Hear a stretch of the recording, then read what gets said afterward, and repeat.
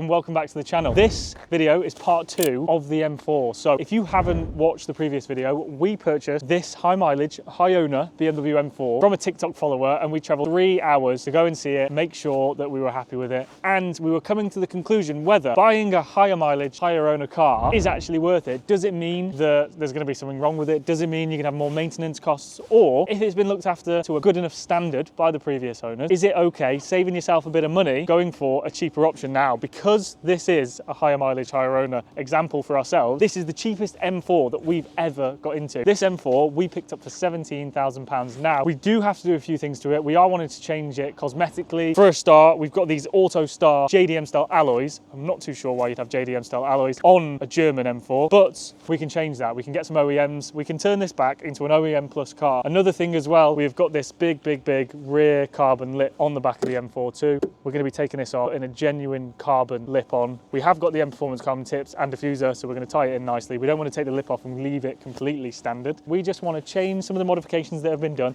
put it back to normal, and we're also going to take you through our full process of getting a car like this through the MP Auto Group standards, ready for retail. So this video is all about prepping this car up, showing you what we do, and then showing you how much we're going to put it up for sale for, and also what our detailing process is. So stick along to see the transformation that this M4 is going to go through.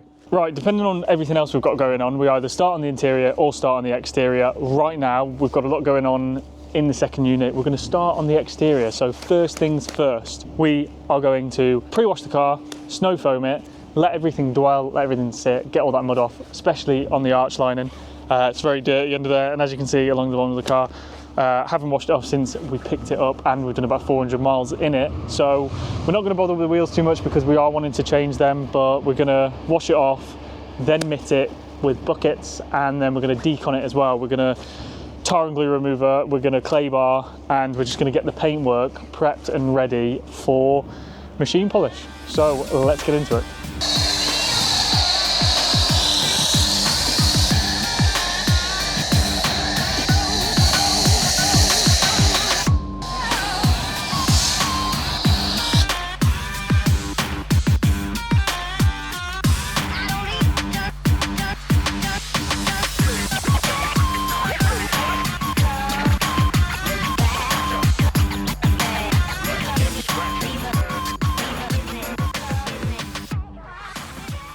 Right, we've cleaned the car off. We are now just completing the decon process. So we're going to tar and glue remove. We're going to get rid of all the iron fallout in the paintwork, and then we're going to start clay barring and removing any contaminants that are stuck to the lacquer, stuck to the top coat of the paint. And once we've done that, we can then dry it off, bring it inside, interior, and start the machine polishing process.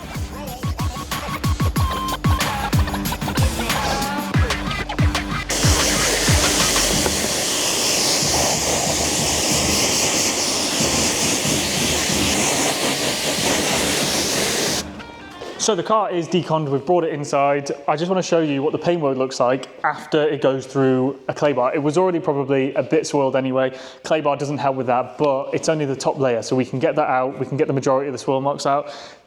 Things that are deeper, obviously with it being on 70,000 miles, it might be a little bit harder because we don't want to go all the way through that top layer. We want to be careful. We just want to take off and minimize most of the defects and get it back to looking glossier. So at the moment, because we've clay barred it as well, it's got a haze to it. It won't look deep, it won't look glossy at all. Once we do our first paint correction, which is a bit harder, it will get majority of the defects out, and then we'll do a finer machine polish afterwards just to bring the gloss back, and then we can coat everything afterwards. So let's get into it.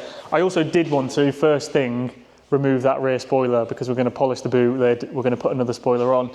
So we'll do that first because that spoiler is horrible. Then we'll get on to the polishing process.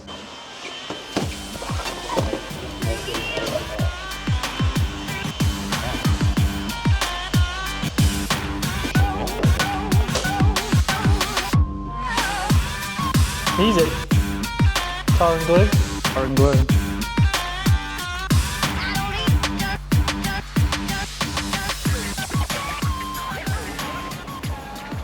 So this is what it's meant to look like, and from all the years of weathering and abuse this has probably had, it's now got a load of acne.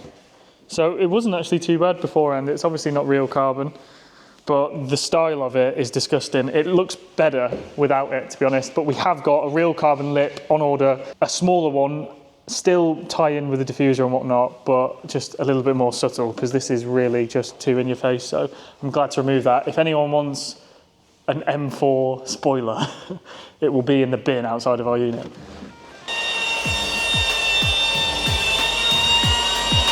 Because it's just getting...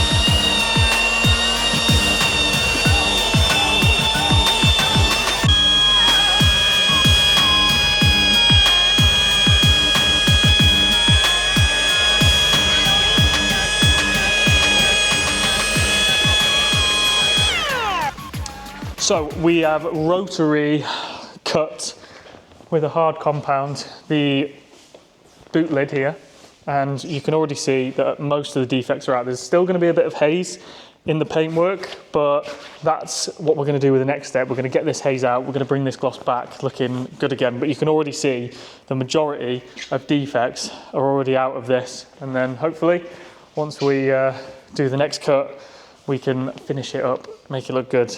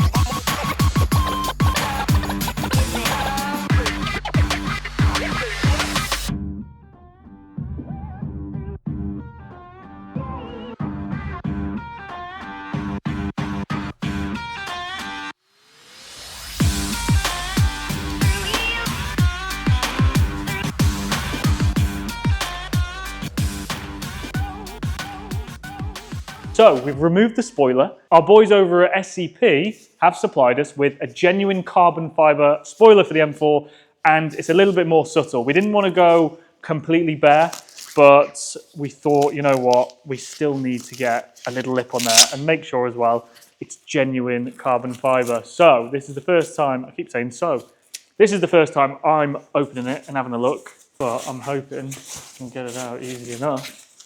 But it's gonna look, oh, yes, there we go. That's what we want. Proper carbon fiber. Now, Loz is going to fit this because I'm probably useless. And I'll film him fitting it and we'll have a look before and after to see how much better it looks. Let's go.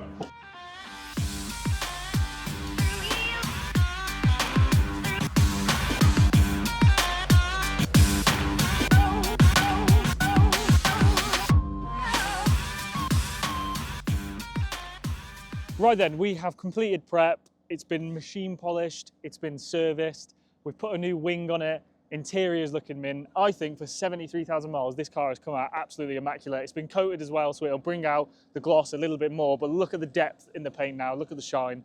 It's looking really, really good. The last thing we need to do is change those horrible wheels. I say horrible, Dan likes them, but I think he's the only person that has said that they like the wheels. Everyone else says they're horrible.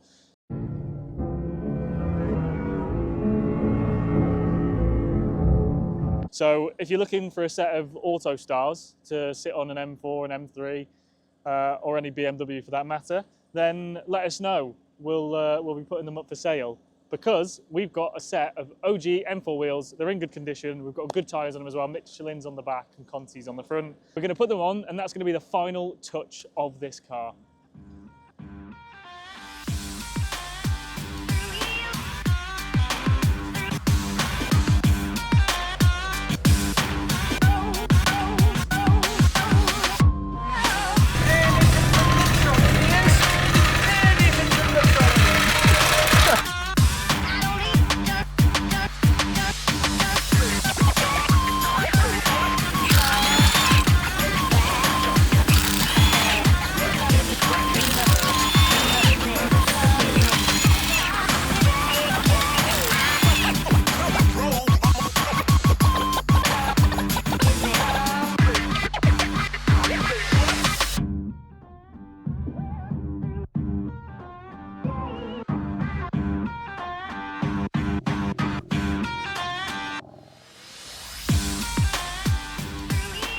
If you want the set of AutoStar wheels, it's got Conti 7s all round. They've got really good tread on them. We'll be selling them for 400 or 500 quid. In reasonable condition. A few light marks around the exterior, but nothing major on the face of the alloy. 400 quid, come pick them up. The tyres alone are worth 400 quid. We just don't want the wheels, so let us know.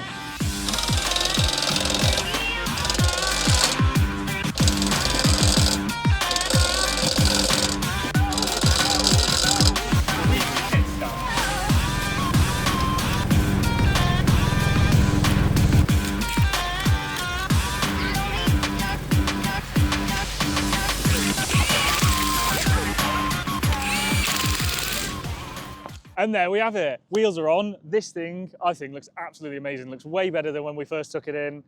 It was dirty. It had the rear spoiler on it that I didn't really like. Add the other wheels. Now we've put it back to OEM Plus, which is what we like. This car's got really, really good service history. We've just serviced it. It's going to go for a fresh MOT as well, and it's going to be ready to retail. So that begs the question, is it okay spending a little bit less money, buying a higher mileage, higher owner car?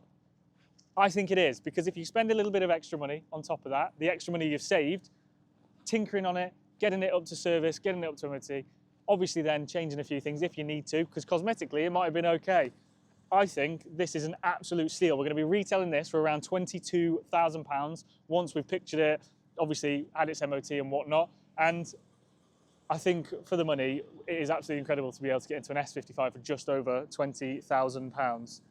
As always, thanks for watching. Please hit the subscribe button, hit the like button, hit the thumbs up button, leave a comment, do absolutely everything, because we're really, really trying to push as many videos as we can this year on YouTube, grow the brand, grow the socials.